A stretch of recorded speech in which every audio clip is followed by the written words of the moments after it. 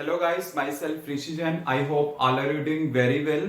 Now students, in continuity with the previous topic related to the refraction of light, we have a next topic, refraction through a glass slab. Basically here we have to discuss about the refraction phenomena through a glass slab.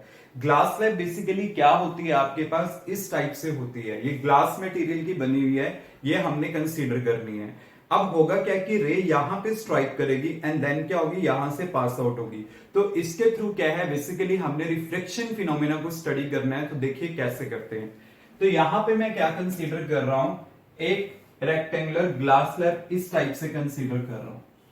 ये मैंने लिया एक rectangular glass slab, रे क्या कर रही है, यहां पे स्ट्राइक कर रही है, इसने जाना इस टाइप से था, ये मैंने लिया यहां पे नॉर्मल, क्लियर।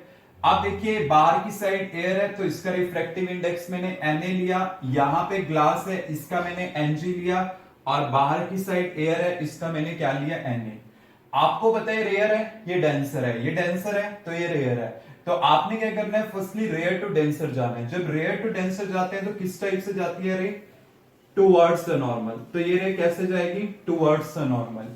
इंसिडेंट रे का नॉर्मल के साथ जो एंगल बनेगा वो एंगल ऑफ इंसिडेंस होगा, रिफ्रैक्टेड रे का नॉर्मल के साथ जो एंगल होगा वो एंगल ऑफ रिफ्रैक्शन होगा। अब देखिए यहां पे इसने जाना इस टाइप से था, ये मैंने बनाया नॉर्मल, और ये जाएगी कैसे, away from the normal, because denser to rare. ये आर है तो इसका अपोजिट एंगल ये भी क्या होगा, r, and this one is the angle of emergence. तो मैं इसको कंसीडर कर लेता हूं P, Q, R and S। तो स्टूडेंट पी क्यू आपके पास क्या होगी, इंसिडेंट रे, क्यू आर क्या होगी, रिफ्रैक्टेड रे, और आर एस आपके पास क्या होगी, इमर्जेंट रे। ये आपने याद रखना है। और I is the angle of incidence, R is the angle of refraction, और ई आपके पास क्या है, एंगल ऑफ इमर्जेंस, क्लियर।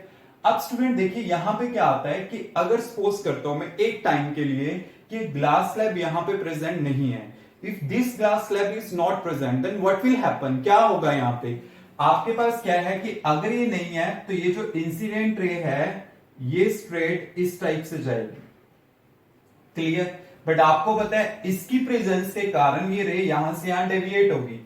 तो जितने परपेंडिकुलर डिस्टेंस से, मींस ये जो डिस्टेंस है, जितने परपेंडिकुलर डिस्टेंस से डेविएट हो जाती है उसे आप क्या बोलते हो, लेटरल शिफ्ट। इसे हम क्या बोलते हैं, लेटरल शिफ्ट। तो डी बेसिकली यहां पे आपके पास क्या है, लेटरल शिफ्ट, और we can say lateral displacement, या फिर हम इसे क्या बोलते हैं, लेटरल डिस्प्लेसमेंट, क्लियर। तो ये आपके पास है लेटरल डिस्प्लेसमेंट। अब स्टूडेंट आपके पास आता है कि ये किस किस फैक्टर्स के ऊपर डिपेंड करती है, क्योंकि एग्जाम में काफी बार क्वेश्चन ये भी आया कि ये किस किस फैक्टर के ऊपर डिपेंड करती है।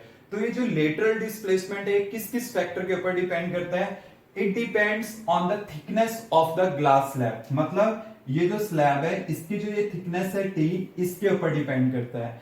And it depends on the angle of incidence also, angle of incidence के ऊपर भी डिपेंड करता है। और अगर ये एंगल ऑफ इंसिडेंस के ऊपर डिपेंड कर रहा है तो हम ये कह सकते हैं it depends on the refractive index of this glass slab, कि इसके ऊपर डिपेंड करेगा। तो बेसिकली ये जो लेटरल डिस्प्लेसमेंट है किस किस फैक्टर के ऊपर डिपेंड करेगी, फर्स्ट आपके पास क्या आ गया यहां पे, thickness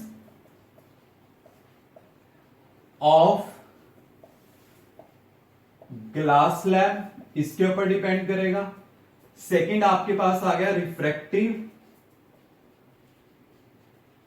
index of slab, clear, इसके ऊपर डिपेंड करेगा। अब स्टूडेंट एक एग्जाम में क्वेश्चन ये भी आया हुआ है कि we have to show this incident ray and emergent ray are parallel to each other. Why these are parallel to each other, क्योंकि यहां पे आपके पास क्या होता है, जो एंगल ऑफ इंसिडेंस है वो एंगल ऑफ इमर्जेंस के इक्वल होता है। अगर आपके पास ये दोनों एंगल इक्वल होंगे तो इसका मतलब ये जो इंसिडेंट रे है और इमर्जेंट रे है एग्जैक्टली एक दूसरे क्या होगी, पैरेलल होगी, क्लियर। मतलब दो टाइप के क्वेश्चन इससे बनते हैं। एक तो आपने क्या शो करना है, why we have to show PQ and RS are parallel to each other because these angle I and E are equal to each other। और एक आपको ये शो करना होता है लेटरल डिस्प्लेसमेंट क्या होती है on what factor does it depends, तो कौन कौन से फैक्टर के ऊपर ये डिपेंड करती है वो हमें पता चल गया कि thickness of the glass slab and refractive index of the slab. Clear students, any doubt?